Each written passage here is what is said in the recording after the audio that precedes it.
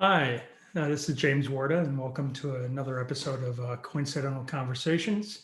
And today we have with us Michelle Farris. She's a licensed psychotherapist and anger management specialist. She's based in San Jose, California.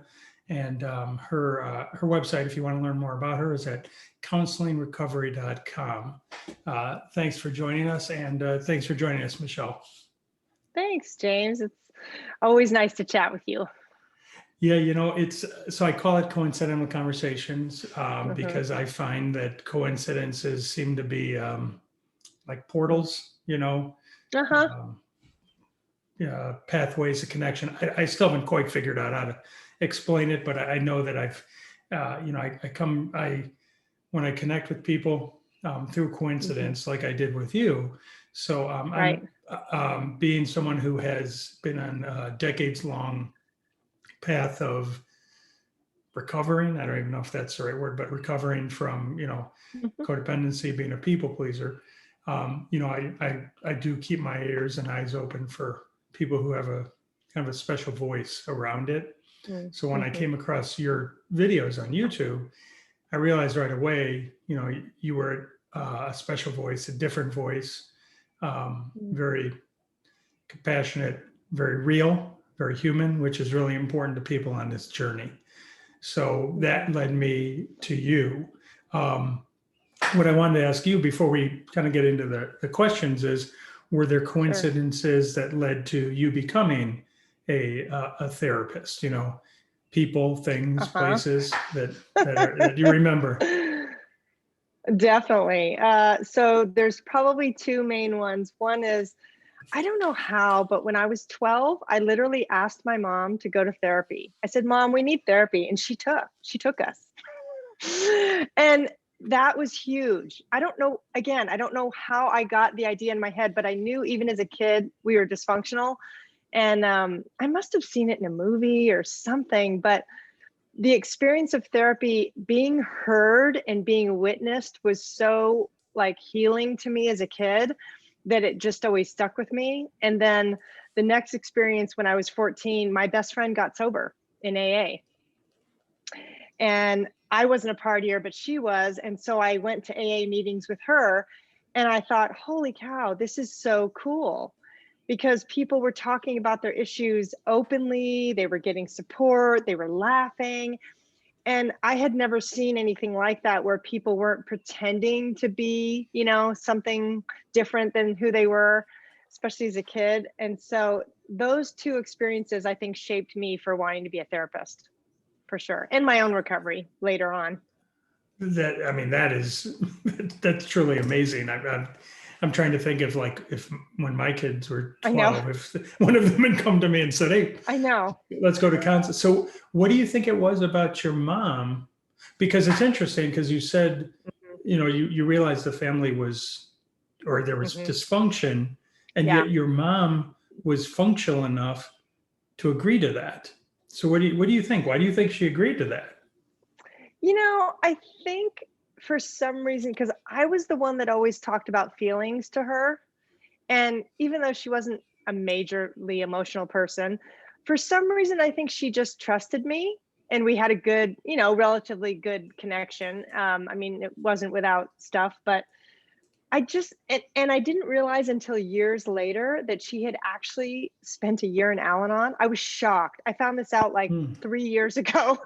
And so she actually did some Al-Anon work, because my dad was an alcoholic, and while they were married, I think it was when she left him, she went to Al-Anon, and I was floored. So I guess there was a seed in her that was willing to look at growth, you know. And did you say you went with your friend to an Al-Anon meeting? I went to AA with my friend Oh, for I right. don't know. Yeah, yeah. And they were, So, rough and tumble crowd. so even then, were you there to support her? Is that what you were doing? Yeah, yeah, It's yeah. interesting, And I isn't it? loved it. Just yeah. So, and then you talked about that you went through your own recovery. So, would you say like, Hmm. were you? Sure. How would you label? Were you codependent? What would you? Yeah, definitely codependent. And I had as a kid relied on food to cope. So my first program was Overeaters Anonymous. But I think a lot of people tend to have the fantasy of, when I'm not at home, when I'm on my own, life will be better, right? We have this fantasy in our head. At least I did. And then when I went to college, I realized, wow, I didn't have any skills to live. I didn't know how to make friends. I didn't know how to feel good about myself and be my own advocate. And so I think it took a couple of years, but once I got into recovery, I realized, again, it was the same feeling of, oh, I'm home. People are talking about things that are in my heart that nobody in college, because I was 21, was talking about. So that made me realize, okay, I really like therapy and I like psychology, and I'm definitely going to be, studying that. Got it. And so, did you also find, as you were growing up, did you have that kind of typical people pleaser? Were Oh you a yeah. people Oh pleaser yeah. growing up? For sure. For sure. Because the one, we look at these behaviors as dysfunctional, but as kids, they work. If you're a Hmm. people pleaser, it works. People like you, people can count on you. And so that's why these behaviors are so hard to let go of as we grow up, because they worked for a long time. And then once we realize they kind of outlive their usefulness, then we're kind of stuck, because we don't know, how do we now reverse the people pleasing and actually advocate for ourselves and say no and insert our own opinion. That's where the recovery really needs to happen. And I personally, just as somebody who's been on that journey for decades now, I personally find those are some of the bravest people I've ever met. People willing to go kind of inside, Yeah. you know. Um, Yeah. so, For sure. so the other thing that really strikes me is how vulnerable what you just shared is. That's a Mm. vulnerable. Everything you just shared is pretty vulnerable. It's Mm-hmm. like your mother. All that. Mm-hmm. ha- was that hard for you to do, to be vulnerable, and at first, and because it Mm-hmm. seems, when I hear you and in your videos, it seems it just happened, it's a natural thing, but was it natural at first? Yeah. Well, I think as a therapist, you have to be mindful of what you share, for sure. I heard something a while ago: share the scar, not the wound. And I really like that, Mm. Mm. because the reason I guess I feel more comfortable sharing now is because I've done enough work that I see the value in sharing it, because I want somebody else to say, oh, I felt that way too. Maybe it's okay for me to get help. Mm. So but it's funny that you say, gosh, that's so vulnerable, because I don't feel that anymore, because I'm so used to, certainly I have to be careful of, I'm not going to share something that is going to affect somebody else's confidentiality in my family, that kind of thing. That's where I have to be more careful. But uh, I'm very passionate about wanting to share what I think might help someone else, Mm. because that's really the goal in any type of self-disclosure that I do. It's not really for me. I have my own support system for that. But in my work, I want to, because again, as therapists, we can't talk about our clients. So I can't say in a video, this couple did this. I could, but I'd have to disguise it. And so it's easier sometimes to just use myself as the example, because Mm. then people can go, oh, now I understand what she means by not speaking up, or not being able to set a boundary, because I'll give a concrete example. Because when you talk about like codependency, I'm sure you've noticed this, where you can read an article, but if you don't have a story with it, it really doesn't make sense. Mhm. You Mhm. can't Mhm. really apply it to your life. And so I want people to be able to apply it to their life. So before we go any further, just obviously the word codependency, there's been all Right. different definitions, right? From Melody Beatty Yeah. to how do you define it? So I sort of see it as a relationship pattern where you focus on others at your own expense.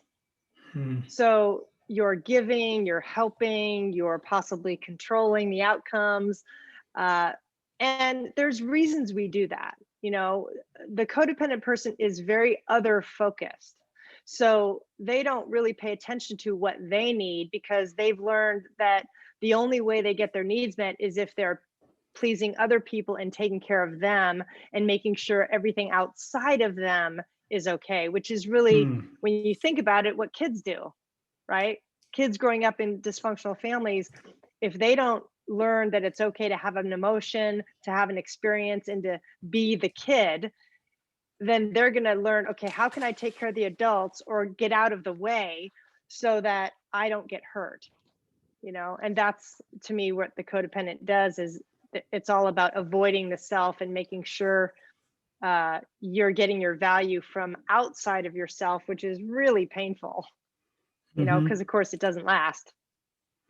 And do you find that kids that you hear, like children, tend to kind of fantasize about like a family, that do they see themselves as keeping the family together and close and all that, and they take on that whole thing themselves?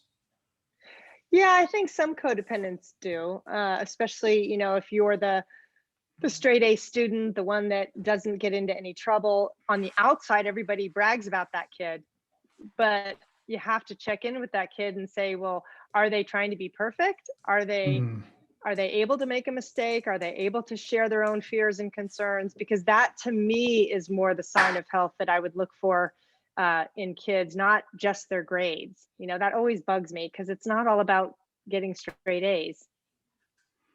So, how do you get to the point where you're recovering from something, and Hmm. then you are at the point where you can help others as a therapist recover from that? Hmm. Like, where's that magic dividing line? How do you Yeah. know when you're ready, when you're healed enough to then help others? So that's a really good question because a lot of people in my graduate program, this getting your own therapy came up a lot, and I Hmm. can't tell you, 95% of the people said I don't need therapy. They wanted to be a therapist, but they did not want to do their own work. And that to me is a bad sign. Hmm. So if anyone right now is looking for a therapist, I would definitely look for somebody who is doing their own work. And I'm not exactly sure how you could ask that in the initial interview, but you could, uh, because when I was in school, I was going through a lot, and I was grateful that I didn't have to suddenly see clients when I was 25, 26 years old. I was doing my internship, but I was still doing a lot of my own work then. So I Hmm. didn't Hmm. really do my private practice work until, gosh, 2013. Got Uh, it. so, and by then I had lived a lot, I had recovered a lot, I had done a lot of work. So I felt more solid in myself so that I could help others. But yeah, it's tricky because I think personally, I think therapists need to have a degree of mental health themselves in order to walk other people down that path. Yeah, and I guess I had thought it was just a natural, not natural, but just a standard part of doing that work, being a You would therapist, think, that you also had another right? mentor you checked in with regularly about your own stuff. Well, a lot of people do. A lot of therapists have their own therapy, but not everyone. You Got know, it. there's definitely a portion that don't really believe in that, which is kind of ironic. It's just, Yeah, yeah, that's because I know personally, because it used to be that I think, right, that therapists wouldn't talk about their own lives. right, right. But when they do, it's like, I think I've shared this analogy with you previously. It's like when you were a kid and you'd see your teacher at the grocery store. It's Hmm. like, wait a minute, my teacher Yeah, exists outside of school. It's like that right. same thing of, wait a minute, my therapist struggles with things too. And I always, Yeah, because you can imagine them going home and saying, well, I know we're having an argument, but let's not project. And, right, right. oh, Yeah, we're not perfect. That's for right. sure. As you were going through that journey, did you find moments of where you had to just surrender and and kind of give up some things and let go of some things. And if that was that painful for you, because that, You right, mean it?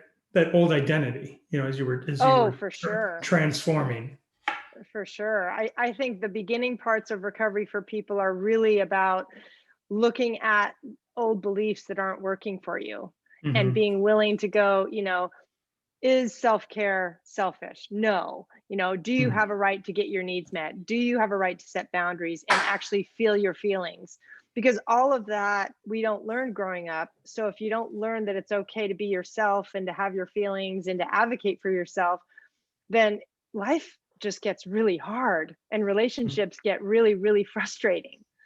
Yeah. So yeah, I think that's really looking at old beliefs. And then the other part I think that's really important is looking at our self-talk.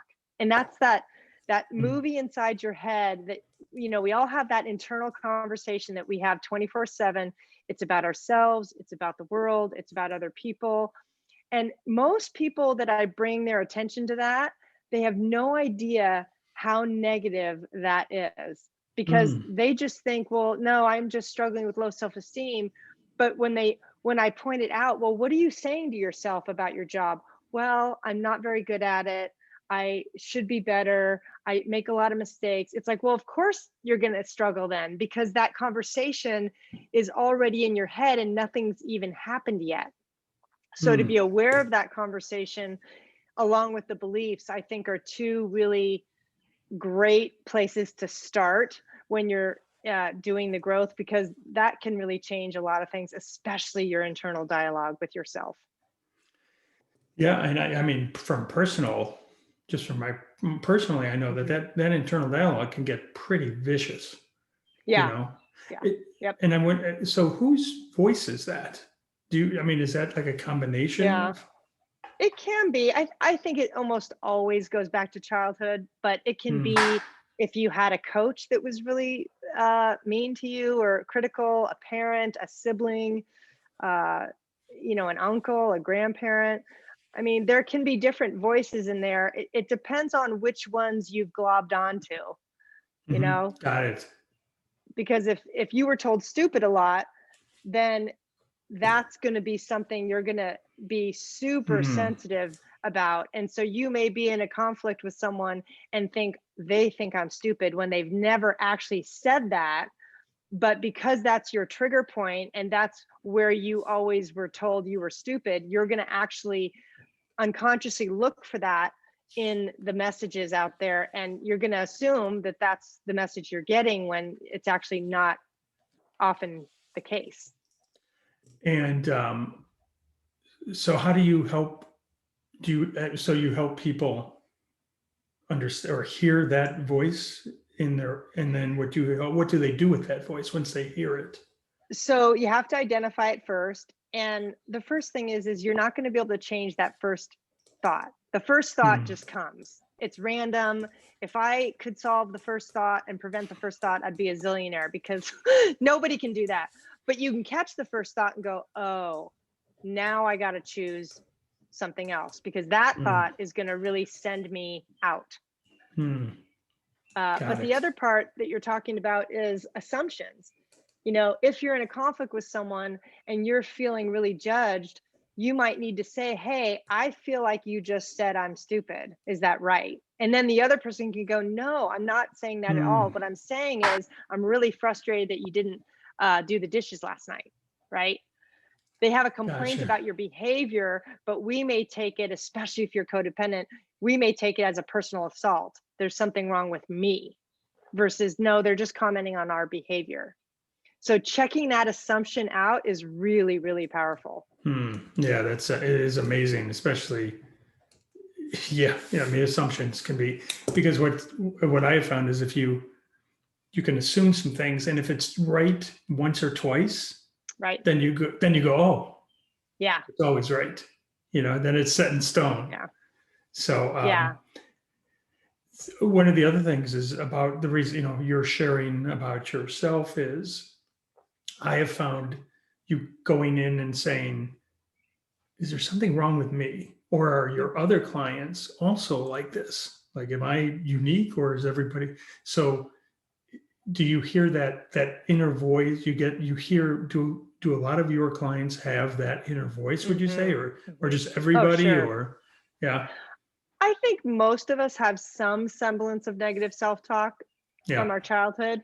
It just depends. It can be varying degrees, just like dysfunction. You can have intense dysfunction in your childhood where it was absolutely horrific, or you can have areas where it was painful, but then there were other areas that you did okay. and hmm, and that's why comparing ourselves to each other is so futile, because we really don't know where somebody else's starting point is, you hmm, know so if I'm comparing myself to someone who had less abuse than me, let's just say, that's not really fair, you know? hmm. Or we can do the opposite and say, oh, I shouldn't complain because so and so had it rough, so much rougher than I did.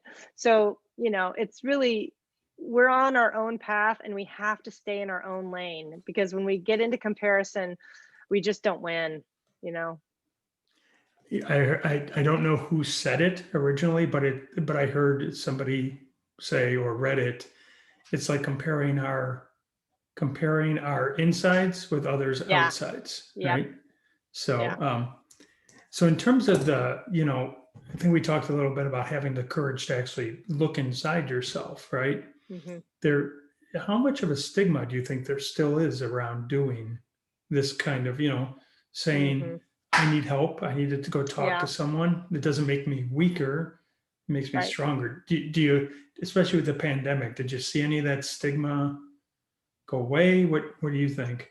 I think the stigma is still there, but in the cities like, San Jose, San Francisco, New York, parts of LA, the big major cities, I think where people are educated around it, I think the stigma has really decreased, Hmm. because people are talking about getting help. I mean, celebrities are talking about getting help publicly. Yeah, So I, yeah. I think it has changed, but as much as it's changed in that population, I think there's still a population of people who aren't educated about mental health, who don't understand the value, who are still growing up in homes where feelings should not be shared because, mental health is considered bad or wrong, or you're crazy if you need help.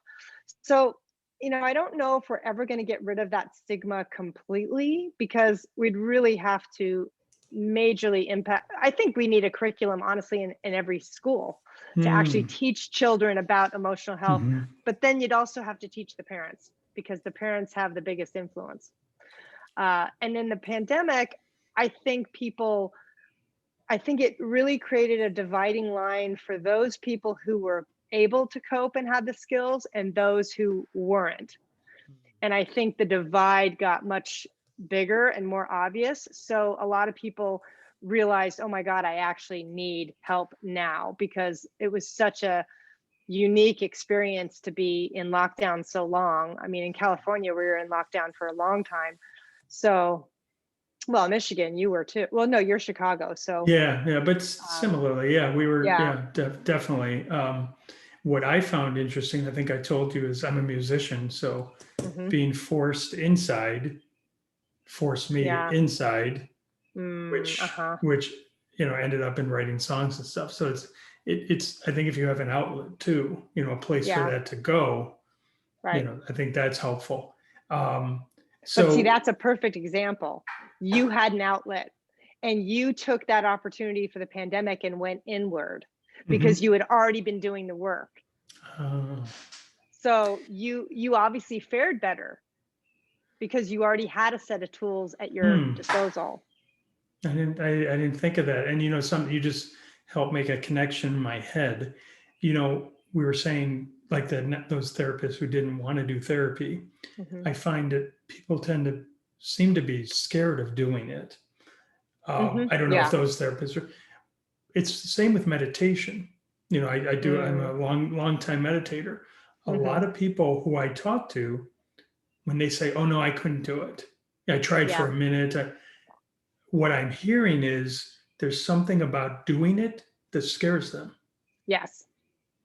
And what do you think about that? Like, What do you think it is that scares people about sitting with themselves for 10 minutes or 20 Yeah. minutes? Well, when you sit with yourself, the feelings are going to come up, because when Mhm. I sit and I'm not on my phone, I'm just with myself, I am in my own body and my own experience. But if I don't want to be in my own body and my own experience, and I haven't been feeling my feelings, and I am really stressed, or I do have a lot of anger and resentment, sitting still is going to bring all that up, because your body wants to heal, and it's really hard to stuff that stuff down. So I think that's where meditation scares people, because it brings them face to face with themselves and their own emotional experience. And if they're not ready for that, they're going to say, no, no, no, they may not understand why, but it just doesn't feel good, because they're starting to tune in to their body. And if there's a lot there that they don't want to deal with, they're going to go, mm-mm, not for me. So because you mentioned earlier about feeling your feelings, Hmm. how do you help your clients feel their feelings? And Yeah. like, because they're like me, they're probably going, well, okay, but then what? Then what do I Yeah. do? So do you ever come up Well, against that? absolutely. And a lot of times what I'll do is I'll ask them, just how are you feeling right now as we're talking about this? And then they'll be like, oh, and then they'd have to check in. And I Hmm. and I make them name a feeling. And that's how they start getting used to, well, I feel sad, or I feel scared, or I feel embarrassed, or whatever. But that's what is so powerful about therapy, is you have somebody guiding you to those things, so you can actually kind of have an invitation to be in yourself and be in your own Hmm. experience, because doing this work by yourself is really hard. I don't recommend it. You need a Oh, yeah. tribe, Yeah. you know. So, so what if the feelings they're going to feel are Hmm. they're so overwhelmed by them, or they don't Hmm. know what to do with them? How Hmm. do you help them through that? Hmm. So usually I recommend tapping. I Hmm. love tapping, because it's Hmm. something they can do on their own. It's a series of taps on the body. You start with the hand, and then you go all over the face and the upper body as you're talking about your stress. And what it does is it actually releases the pressure points in your body to release that stress as you're talking. So it's not just talking through your stress, you're actually calming the physical reaction of stress as you're doing it, which is really powerful. How does that, like, what's the science behind, like, how does tapping Oh, actually do that? it's it's an old Chinese, it's a cross between Chinese acupuncture and modern psychology, and Hmm. there's lots of research on this. They've used Okay. it with vets, with school shootings, with any kind of trauma, with Hmm. anxiety, with physical pain. But it, there's something about it that the actual, because you're pressing on pressure points in the body, Hmm. and that's what actually helps calm you down. And then the talking kind of gives you that outlet to say, I'm feeling stressed, I'm really worried about my job, I'm going to lose my job, or I'm going to lose my relationship. And you literally just let yourself talk as you're doing the tapping. There's lots of different ways to do it, but it can be a nice way to help somebody start feeling their feelings, because it's something they can do by themselves. And what do you tell them if they say, okay, what do I do with my feelings? Well, the other part Like, you can do is literally sit down for 5 minutes and let yourself have a feeling. but what if, and I'm using some of my own personal experience, and Yeah. that's why I'm asking a question I think that others might have, which is, Hmm. okay, I can do that, but then what? Oh, but then what? Okay. Will it actually end, or will it always just be there? Yeah. Well, that's the fear, is once I start crying, I won't stop. But that's where you need a support system. Hmm. I wouldn't recommend, okay, take the lid off all your feelings and go at it. That's going to be Right. way too scary for people. But if they have a support system in place or a therapist, there's lots of different forms of support, then they're going to be able to start taking the lid off and Mm, practicing. Okay, I'm going to maybe feel my feeling right now and see how I do. And maybe I cry for 10 minutes. But, people think they're not going to stop crying. They will. It's just the fear. The fear is usually not accurate. and if they say, well, what does that do for me? Feeling that feeling. Well, it releases the stress in the body. Mm, So it's called a cortisol dump. And there's two ways to do it. You can either do it through crying or you can actually do it through urinating, where when you have all that pent up emotion that's stuck because we're not letting ourselves feel it or express it, that's why the crying is so important, because anybody that's ever had a good cry can say that they always feel better after, mm, because it's that release of, oh, okay, now I don't have that brick in the middle of my chest, yeah. because the tears and the emotion actually release that. So that's what people don't realize, is that if you can start to feel your feelings, you're actually going to feel a lot more centered in the long run. But depending on how many feelings you have and how much trauma you've experienced, you may need help doing that. Gotcha. And how do you let your clients know, or do you call them clients? Is that what you call them, Yeah, or patient? yeah, Oh, okay. How do clients. you let how do you let them know they're progressing? Because it's hard to know Hmm. yourself if you're progressing. Yeah. How do you let them know?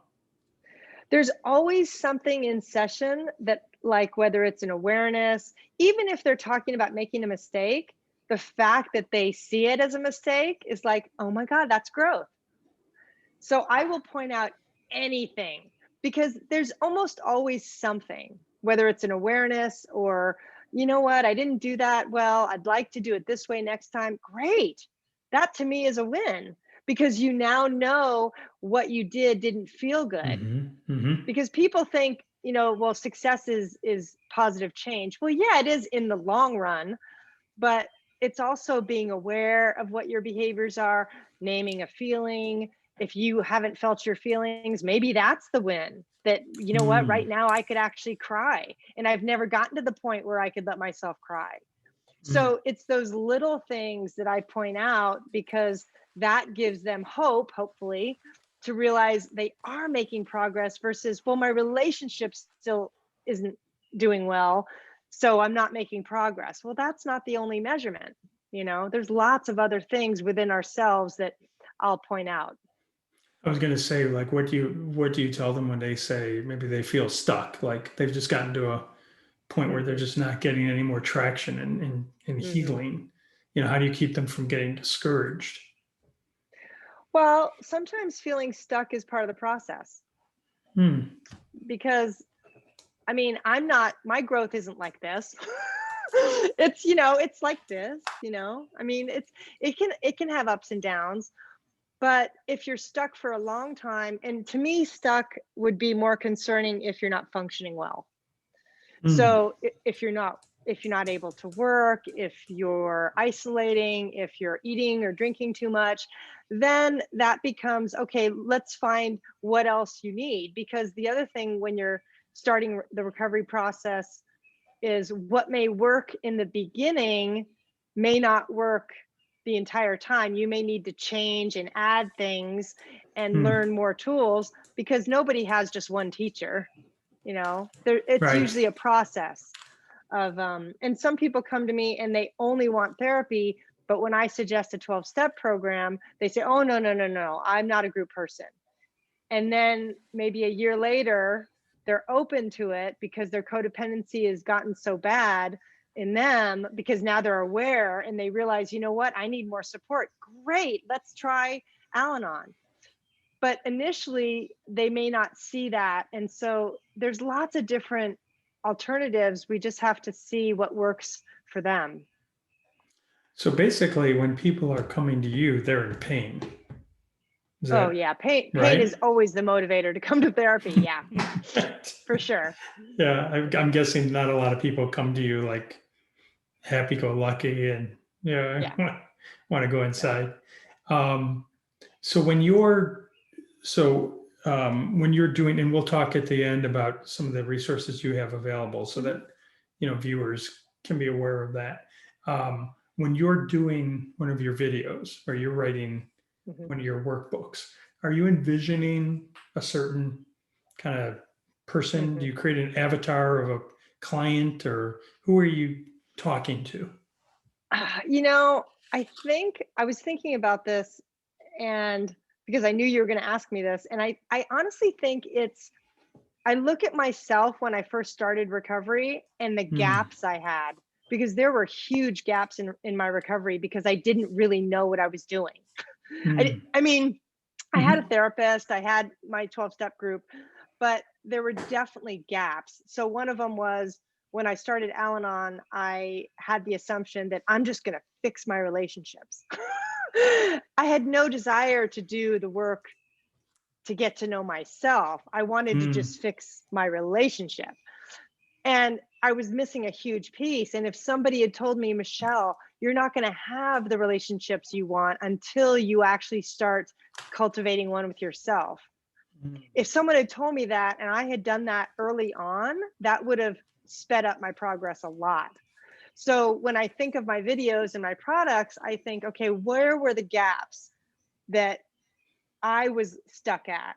Because mm, I don't want people to have to take as long as I did. Because now there's so many more resources for people, which I think is wonderful. And people who can't afford therapy can access the videos and YouTube and be on blog lists and things like that. So I'm super glad that so many professionals are providing free content to help the person who will never necessarily do their own therapy, but want to learn themselves. So sorry, I and know I got well, off topic a bit. no. I don't. This is called coincidental conversations. There's nothing Yeah. off topic. It all connects. And I think that's the other part is that I really wanted to talk about was just the compassion that comes through with your work, right? Mm, Um, there's it's just there's a phrase you use, and it's either what I want for you or what I I don't what I want that don't for you. I don't Yeah. want that for you. Yeah. That is a very powerful phrase because it's Mm, like, wow, somebody's looking out for me. He's hmm. got it's the things that you never heard, you didn't hear as a kid, Yeah. and Yeah. somebody's saying it to you now. Mm, Where did hmm. somebody say that to you, or is that just where That's that what I comes would have from? wanted somebody to say to me. Mm, I wanted someone to say, you don't have to do this process perfectly. It's not going to look neat and tidy. It's going to be messy and it's okay. It doesn't mean you're doing it wrong. So a lot of where I go is trying to give permission for people to just get into the process, but don't get too tripped up in what it looks like or the end result, because the end result is when we're dead. I'm not going to mm. stop growing and learning until I'm dead. But I think there is a point in recovery where you get to a point where you're functional enough that you feel like, okay, I have a sense of myself, I have some relationship skills, things are getting better, I'm not so depressed. And I think that's really the goal, is to be able to get to a point where you're functioning enough in your life that it's not perfect, but it's good. It's good. And and again, it's that compassion piece that seems to come from something very I'm kind Yeah. of, I think probably like many people pleasers and code, I'm Right. empathic too. Yes, you So there are. it feels like it comes. So is there a place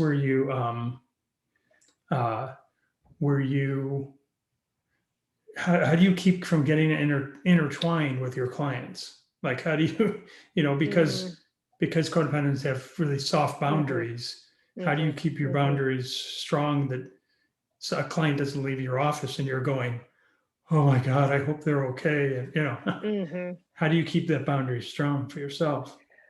Well, I have to trust the process. And I mean, there are times when I'll think of a client outside of session for sure, because I'm wondering about them. Like, I wonder how they're doing. And I might be a little worried, but I know that it's not my job to fix them. I can be as helpful as I can in that hour, and I can be, I mean, I literally take naps before my sessions because I want to be fresh. I don't want to go into a session tired. Uh, but I also know that their recovery is ultimately their choice. So they get to choose what that looks like. And I don't have responsibility for how they do their recovery. My responsibility is me showing up and giving them everything I have so that I can give them the tools they need so that they can hopefully live a happier life. Got it. Well, I just have a couple more questions here. Mhm. So, sorry. Um, One of the things that I had done one of these interviews with Ross Rosenberg, Mhm. and he had a surgeon general. He created a surgeon general's Yeah, I warning saw that. for, do you tell people ahead of time that they might have an issue with, you know, um, how hard this can be? Yeah, I Doing do this. try to say that it's not a perfect process and that it's not a linear process. So yeah, I do try to say that a lot and to humanize that the work really is about you just do the footwork one day at a time and that's the win.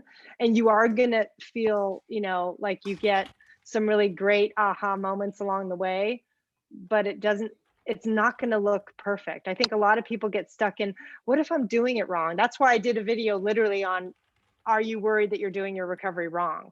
Because as long as you show up, you're not doing it wrong. Even if you're still struggling, even if you're still depressed, even if your relationships aren't where you want them to be, the fact that you keep coming back and you keep being willing to look at yourself, eventually that's going to get better. And I have to trust the process there. And if people need more tools, then that's, the other part of it is maybe they need more than what they have. Got it. Got it. So in terms of, what you're looking to do, how do you then decide what's next for you? Like with your, Hmm. so why don't we just take a minute? Hmm. So you obviously have your YouTube channel, Yeah. you've got your website, Hmm. you've got some really wonderful resources, some free resources, Hmm. some really powerful other resources. I purchased your codependency workbook, which I Hmm. thought was, which is very good, very real, very helpful, very, very relevant. Um, how do you Thank you. figure out where you're going to go next? How do Hmm. you figure out those next gaps? You know, I like to get feedback from my audience. So sometimes I'll ask them, what are you struggling with? Because I want to make sure that my content is relevant to them.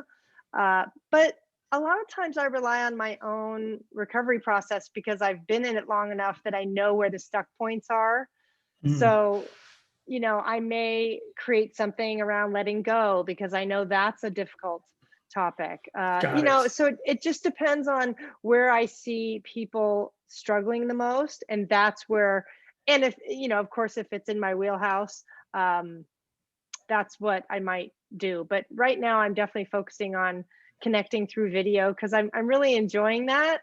So I'm just kind of focusing on my YouTube and trying to help people there. Okay, so here, actually, just one other question came up, and here's vulnerability, right? Uh-huh. Yeah. I'm a writer and musician, Yeah. so when I post things, Hmm. if it doesn't get engagement, if it doesn't get likes, Hmm. if it doesn't get, if I'm doing a show and there's 9 Yeah. people and the the voice inside starts going, see, see, what, Uh-huh. when you Hmm. post a video, if it doesn't Hmm. immediately get to, Hmm. 1,000 likes, Right. is that voice still inside you? Do you have, do you still hear it? Do you then make another choice or not? I do make another choice because I see it now as feedback. So if I do a video on codependency, it usually does well.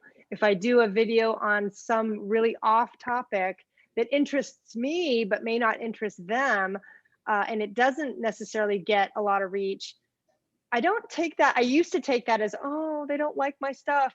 But now I realize, no, it's just not speaking to them. So Mm, I try to change my self-talk around that, okay, you know what, that's actually, that feedback helps me, because if that topic isn't resonating with my audience, then I need to pivot, because the whole reason I'm doing this is to reach people and to help people. So if mm, I have a topic that doesn't fly, I can let go of it, but then I can look at, okay, what were the topics that did resonate, and do more of that.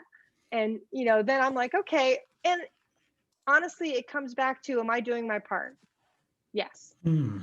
Whether or not my YouTube channel does what it does, I don't know what it's going to do.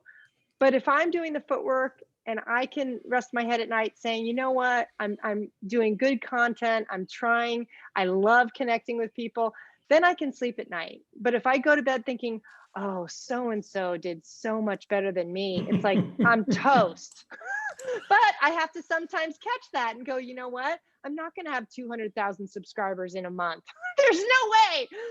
And that's totally unrealistic, but I can shoot for getting a little bit more each day. And to me, that, so it's practicing that self-talk around the likes, because I totally hear you there. It can be very easy to get caught up in that. And a lot of people do. As we're ending up here, for me, the bravest people are the people they take that generational pain that has been passed on and on and Hmm. on, and then Hmm. they say no, I'm not. Right. But I'm not quite sure how this works or what it is, but it's like there's something inside you that wants to pass on the pain to like Mm. relieve yourself a little bit by passing it on. Mm. But instead, somebody says, no, I'm not Hmm. doing that. I am going to feel it, and I'm Hmm. going to, by feeling it, change it, or something like Hmm. that. And that to Yeah. me is that's what you've done, right? That's what you're doing. Hmm. Well, You, and even owning it, even owning your pain is stopping the mm, legacy of dysfunction. Because if you can say to your child, you know what, hon, I'm struggling with something, everything's okay, but I'm just sad right now. That is a huge teaching moment for our kids, mm, versus I have to be all fixed and then it's going to help my kid. No, it's us being real along the way and apologizing when we yell, or saying, you know what, I could have done that better, because that to me is how we can change the next generation. and I just think, imagine, I mean, not, the last generation didn't have a lot of the things that we have, No, but no, they didn't have the resources or but the imagine permission. as a child growing up with parents who do that, Right. you know. So, Right. well, thank you for doing this. I really appreciate Definitely. it. Thank Um, you. and again, people can learn more about you at counselingrecovery.com. Hmm. And I'm sure we'll be continue to stay in touch. And you've made a huge difference in my life. I'm Oh, sure I'm you've made so a glad. huge difference in other lives too. So thanks again for doing this. Okay. Thank you, James.